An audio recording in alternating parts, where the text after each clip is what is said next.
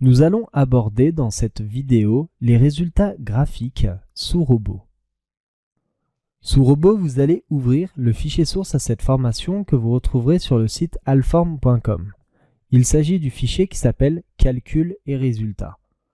Ici, j'ai modélisé une structure, j'y ai appliqué toutes les contraintes, donc les chargements, les appuis, les sections, etc.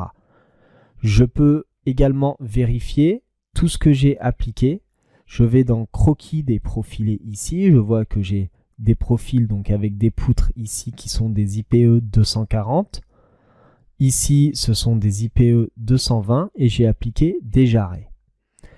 Évidemment, avant toute chose, vous allez aller dans Outils, puis Préférences de la tâche et dans l'onglet Unité et format force, vous allez vérifier que la force est en décanewton, le moment en décanewton mètre et les contraintes en décanewton mètre carré. Ça vous permettra d'avoir exactement les mêmes valeurs que moi j'aurai à l'écran. Puis vous cliquez sur OK. Donc là, dans Démarrage, j'ai appliqué, donc j'ai créé des lignes de construction. Ensuite, j'ai appliqué des nœuds, donc de 1, 2, 3, 4 et 5. J'ai placé des barres, la barre 1, la barre 2, la barre 3 et la barre 4. Ensuite, dans la section et matériaux, j'ai mis des IPE 240 pour les poteaux et des 220 pour les poutres. J'ai appliqué des appuis, donc au nœud 1 et au nœud 5 des appuis rotules. J'ai appliqué des chargements, donc des cas de charge permanente, puis d'exploitation. Dans les cas de charge permanente, j'ai mis une charge de 140 décanewtons en Z et une suivante de 50 décanewtons en Z. Celle de 140 a été appliquée ici sur l'arbalètrier, donc sur les deux poutres, et celle de 50 décanewtons a été appliquée en Z sur les deux poteaux. Ensuite, j'ai appliqué également une charge d'exploitation qui correspond à une charge ici qui pourrait être éventuellement la charge d'un palan par exemple. J'ai appliqué les pondérations et les neiges et vents dans la région parisienne. Ensuite, on pourrait très bien directement aller dans le bureau résultats. Et puis ensuite encore résultats et se dire voilà, le calcul va se lancer, je vais pouvoir voir les résultats. Une chose est sûre, c'est que à l'heure actuelle, là, vous ne verrez rien. Ici, vous aurez toujours aucun dans tous les cas de charge. Pourquoi? Parce que vous n'avez pas encore lancé ce calcul.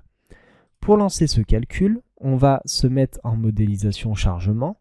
Pourquoi je vous fais mettre en modélisation chargement? Parce que si on se met directement en résultat, vous allez automatiquement voir les résultats.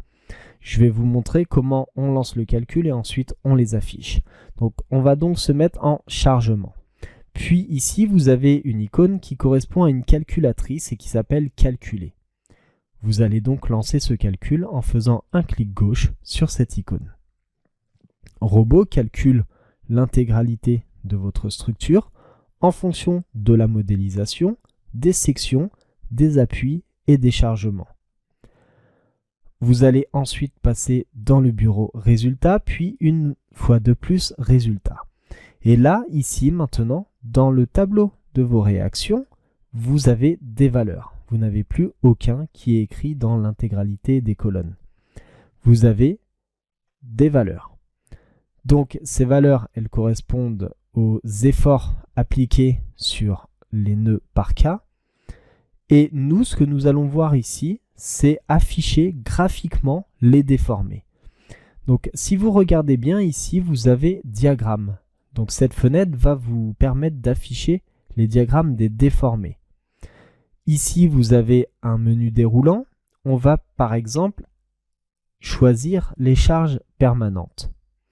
Dans l'onglet Déformer, vous allez cliquer sur Déformer ici, puis vous allez faire Normaliser pour que ça s'affiche à l'échelle de votre écran. Si vous voulez une échelle spécifique de votre déformé, vous pouvez ici cocher et rentrer directement une valeur. Puis ensuite, vous allez appliquer. Là, à ce moment, eh bien, je vois la déformée de mes charges permanentes. Je peux maintenant voir les charges d'exploitation. Ça se met automatiquement à jour. Si ce n'est pas le cas, vous cliquez sur normaliser puis appliquer.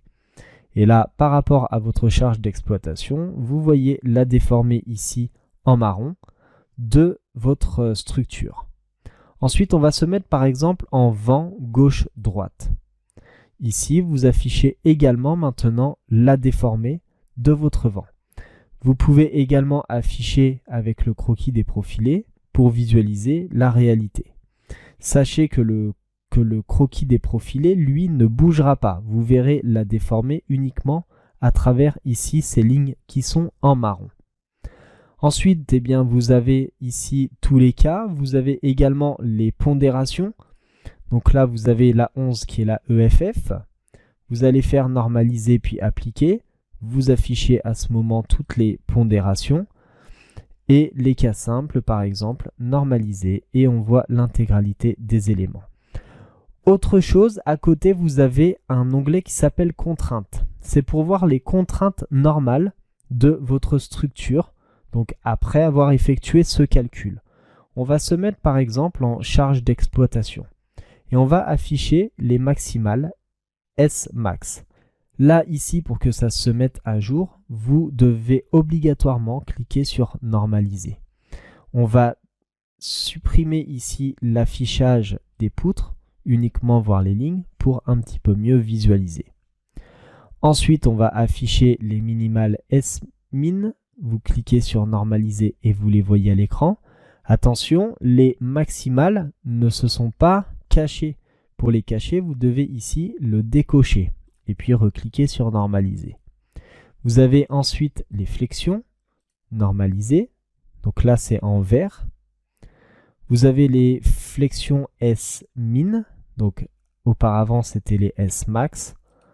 Et ensuite, vous avez les axiales normalisées. Donc ensuite vous voyez les réactions, donc vous pouvez normaliser ici les réactions, les résidus, les forces pseudo-statiques et puis vous pouvez choisir les réactions dans le repère local, soit ici en F2X puis en F2Z ou le moment en Y. Donc il faut savoir que la visualisation graphique de vos résultats s'effectuera à l'aide ici de cette fenêtre qui s'appelle diagramme. Et c'est à vous ensuite de choisir ce que vous voulez visualiser à l'écran.